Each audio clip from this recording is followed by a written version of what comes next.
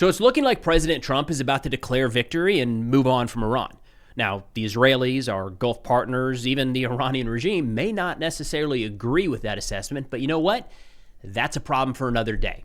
Now, the reason I say this is, first off, it's always been on the table that President Trump, rather than, falling victim to others dictating the situation, has always been liable to just step up and say, we did it, we won, good job, everybody, come on home, let's move on. But in just the last 24 hours, we've seen a number of indications suggesting that President Trump is leaning more in this direction.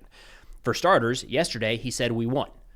He said we're going to keep winning and we have more winning to do, but we've effectively already won, which, kind of shows his hand a little bit. We've also seen what appears to be a shift in the U.S. objectives for this war, from 4 down to 3, removing one of the most challenging aspects that we laid out in the initial rationale for going to war. And then lastly, it's getting a little bit out of our control. No doubt, there are second and third order effects that may not have been anticipated that are having very significant regional and global impacts. It's not out of the question that the president would look at all of this and say, you know what? Enough. Let's wrap this thing up and move on to the next thing. Now, before walking through each one of those, we do have some casualty updates from the Pentagon. They've now released the pictures and the names of the 6th and 7th soldiers that have so far been killed during Operation Epic Fury. Starting here, we have Chief Warrant Officer 3, Robert Marzan, 54 years old, of Sacramento, California. Chief Marzan was killed on March 1st in Kuwait during an Iranian drone attack, and he was assigned to the 103rd Sustainment Command, a reserve unit based out of Des Moines, Iowa. The 7th soldier so far killed, Sergeant Ben Pennington, my understanding, promoted now, Staff Sergeant Ben Pennington, 26 years old, of the 1st Space Battalion, 1st Space Brigade with Army Space and Missile Defense Command. He was killed during an Iranian strike on Prince Sultan Air Base in Saudi Arabia earlier this week. I do believe there's an 8th, the National Guard member, that died due to non-combat related injuries, a medical condition. I'll dig into that a little bit more and provide updates when we have them. Now, in terms of why I think President Trump is likely to just walk away and declare victory, the first one here is he did that yesterday. I mean, yesterday he said we won. There were a number of statements. In an interview with CBS, he said, quote, I think the war is complete, pretty much. They have no Navy, no communications, and no Air Force. He was asked about this later with a reporter that said, you said this is complete, but Defense Secretary Hegseth says this is just the beginning, so which is it? And President Trump said, you could say both. So I guess it's both the beginning and nearing the end of this war. He also added, quote, we've already won in many ways, but we haven't won enough. Now, I don't ever know the right amount of these types of quotes to include in these videos. It's challenging because he says so many things that are off the wall, to say the least. Yesterday, with one of these reporters asking about the school strike in Manab and that ongoing investigation, President Trump said that Iran has Tomahawk missiles. They don't. Like, what are we doing here? So it's hard to take everything he says at face value, but also it does appear that he is the one kind of calling the shots on what the next day, week, or month would look like as it relates to this war. And I think it's very much in the cards that he just decides that was it. I mean, it caught a lot of people off guard yesterday when he said that we have already won this war. Now, the Wall Street Journal, talking about this a little bit in a new piece, said, quote, from the Gulf's perspective, a wounded but undefeated Iranian regime would represent the worst possible outcome, as it would retain the ability to terrorize cities such as Doha or Dubai with drones and continue disrupting oil traffic through Hormuz. And from the Iranian side, there's no indications that they're ready to stop fighting at all. I mean, a couple different quotes here. Barak Ravid quoting the Iranian IRGC in response to Trump's statements earlier yesterday said that they are actually the ones who will determine the end of the war. And they added that Tehran would not allow 1 liter of oil to pass through the Strait of Hormuz if U.S. and Israeli attacks continued. And then just a few hours ago, the Speaker of the Iranian parliament said, quote, absolutely, we are not seeking a ceasefire. We believe we must strike the aggressor in the mouth so that it learns a lesson and never again even thinks of aggressing against our dear Iran.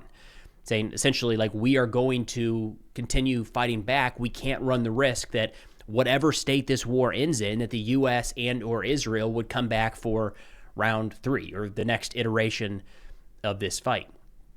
And that leads into the second piece here, where we are starting to see, I think, the objectives of the war changing. Now, take this with a grain of salt, because the messaging around the rationale for war has been very, very messy at baseline.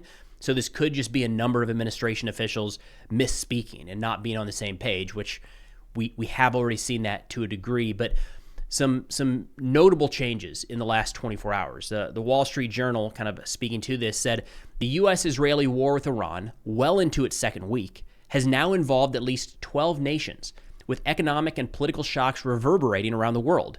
Neither side has achieved its strategic objectives so far, and both boast that they can outlast the other. Again, both sides saying this is just the beginning. We still have a lot to do. And today, Secretary Hegseth and General Kane, the chairman of the Joint Chiefs, during their press briefing at the Pentagon, laid out the 3 U.S. objectives during Operation Epic Fury. They said, 1, destroy missile stockpiles and launchers. 2, destroy their Navy. 3, permanently deny Iran nuclear weapons. And that sounds about right. I mean, we've heard that for quite a while now. But if we go back to the presidential address on February 28th, he laid out 4 key objectives. Yes, it was the missiles. Yes, it was the Navy. Yes, it was the nuclear weapons program. But included in that was ensuring that the Iranian terrorist proxies can no longer destabilize the world. That was in the February 28th address. The White House added to that, started publishing that across a number of platforms. And we've seen U.S. officials kind of parrot that. The 4 objectives. Removal of the terrorist proxies is one of those. Now, again, talking about the possibility that this is just bad communication, technically on March 4th, the White House published both 3 objectives and 4 objectives, like in back-to-back posts. So, take that however you will. We have seen notable progress in a couple of these regards. The missile launchers, for instance, the Navy, I think it was 42, maybe 50 ships at this point that have been destroyed. Like, you can look at that and say we have destroyed X% of the standing Iranian Navy. Like, we could probably get to 100% before this war is over, no doubt. With the missile launchers, they're down like 90% since the war began. General Kane gave an update today, but I think it was at 90%, and drones are down 86%, if I recall correctly. We can point to numbers on that and show how far we've come. The nuclear program, a little bit up in the air. I mean, there's talk right now, speculation for what it's worth, that there might be a special operations raid needed to go in and secure that highly enriched uranium that is probably buried underground in a couple different Iranian facilities. Like, are we really just going to walk away and hope that nothing comes of that? We're just going to pretend it's not there. So that one's a little harder to get at. But the most challenging of these objectives, without doubt, was saying that we are going to ensure the terrorist proxies can no longer destabilize the world. That is just, it's not fast, it's not easy, and it's not something we can do with bombs overhead. I mean, I think for the last 25 years, we have kind of learned the hard way that removal of a terrorist network, a dispersed terrorist network, is not a matter of dropping enough bombs. So whether that is boots on the ground, a long-term commitment, an increase in our regional posture, something, but like, we're not just going to sever those relationships because we have more B-1s and B-52s in theater. So it might be the United States walking back our objectives a little bit and making these more achievable in the near term. Or, again, we have to mention this, it could just be bad communication. Now, we are also starting to see the war in more ways than one get a little bit out of control. And this is something that I think from day one has been underappreciated from what I've seen, is the chaos of war. And people often say the catchphrase, right, the enemy always gets a vote. But that doesn't mean that they're just going to shoot back and try to make your job harder. It means that the minute bullets start flying, or in this case, missiles and drones start flying, you can no longer control 100% of what happens next. Now, sometimes the enemy makes mistakes that you didn't anticipate for. Sometimes they make good decisions that weren't necessarily in the cards. Sometimes they act very rationally in ways you could predict. Other times they act irrationally, and you never could have thought that thing would have happened because it's suicide for the organization. The shutting down of the Strait of Hormuz is a little bit in that irrational category that is very clearly having an impact on this war already. Anybody who has had any involvement in planning what a war with Iran could look like for the last 20 plus years has considered that they might try to shut down the strait. This was much more difficult, even 5, certainly 10 years ago, when you're talking about the Iranians having to mine it. And maybe we would have to put some minesweepers through to clear a route for those ships to make it through that important waterway. But now with drones, we're seeing that Iran is able to do that with a much lower cost.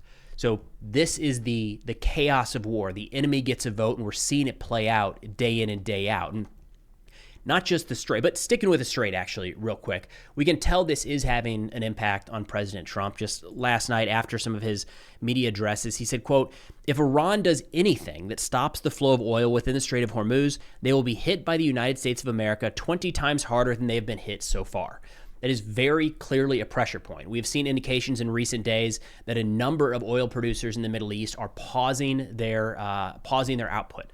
They don't have a lot of storage space, right? They're designed to pump and essentially get this product moving very quickly. Kuwait doesn't want to just sit on a bunch of product indefinitely.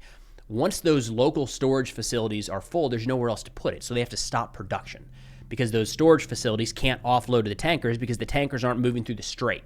This starts to have a very real global impact very quickly. And I have a feeling that this is right now getting to President Trump. On top of that, we've got of course, decapitation of the Iranian senior leadership. Looks like the Israelis killed Khamenei a couple days ago. They've selected their next leader. They picked his son.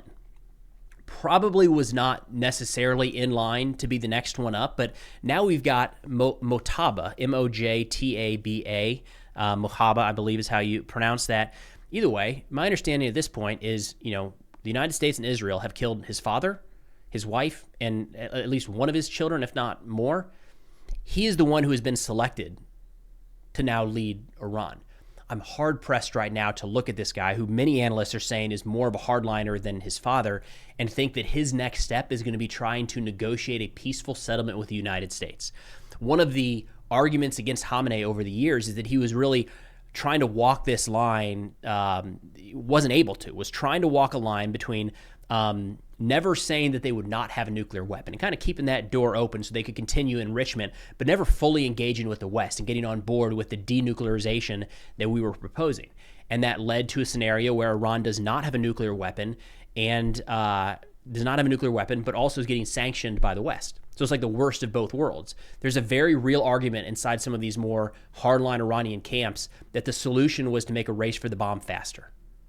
And if you're not going to do that, then fully engage with the West. And I would ask right now, as the bombs continue to fall on Iran, do we think that this new leader, whose family members have just been killed, is more likely to go in the direction of full openness to the West or doubling down on the procurement of a bomb, which, let's say that's not in the cards right now, it would mean a more militant stance going forward.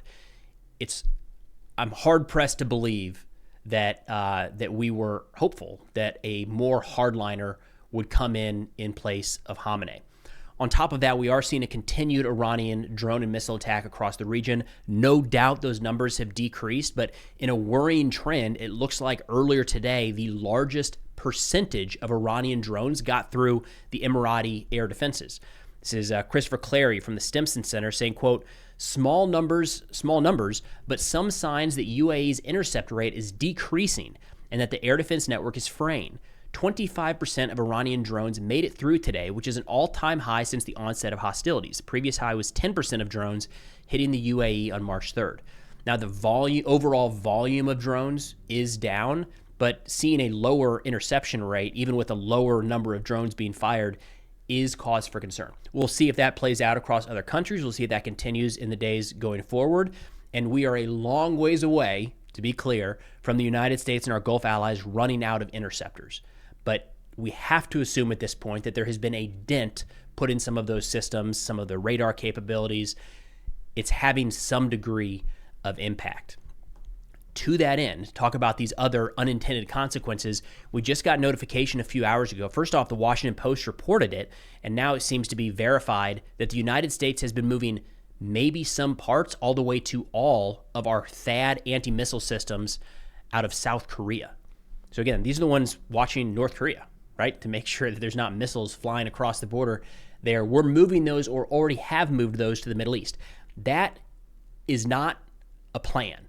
That doesn't, talk about unintended second and third order consequences. It looks like at least one of our THAAD, maybe the radar, maybe the launcher, was damaged, if not destroyed in recent days. There's a lot of nasty AI stuff floating around. It's hard to tell for sure. But certainly some of those locations have been targeted, and it not surprising, given that more systems are being moved into theater. That reduces our ability to impact things elsewhere around the globe. It limits our force posture in the Asia Pacific that for so many years we thought is going to be the focus of the next U.S. administration, right? It's always going to be the next one. We're going to focus on Asia Pacific over the Middle East. We're still waiting on that. Now, to be clear, this doesn't mean that the war is over.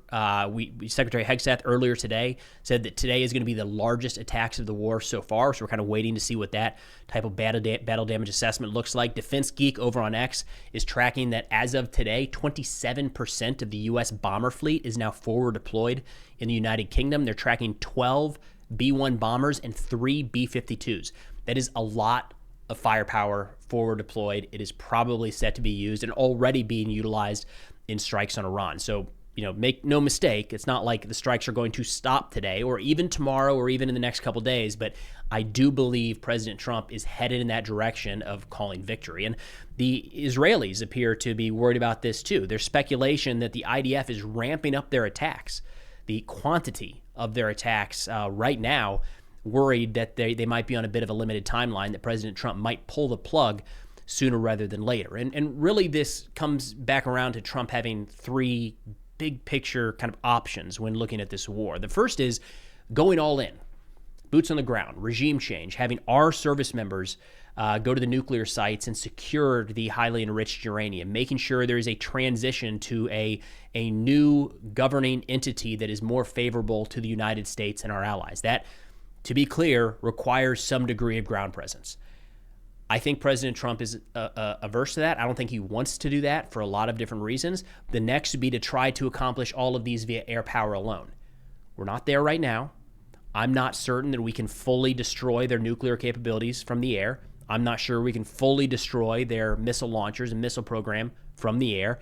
And I'm confident in saying that we cannot affect significant regime change from the air. That would drag on for some time. And you start to get into the conversations of forever wars that Secretary Hegseth and the president are so averse to, and take every opportunity to say this is not that. I think they're probably unlikely to carry out indefinite bombings trying to accomplish something that, quite frankly, cannot be accomplished from the air. The third option then is to declare victory. Whether or not this is negotiated with the Iranians is a different story in of itself. But President Trump saying, we did it. I'd like to announce today the successful completion of Operation Epic Fury. He'll say, we killed Khamenei. We removed all their top leadership. They no longer have a Navy. They no longer have an Air Force. Their missile program has been set back, call it 10 years. Their nuclear program has been completely destroyed, set back 20 years, pick your numbers, whatever it might be. And I hate this, but let's be real, it doesn't matter if it's true or not.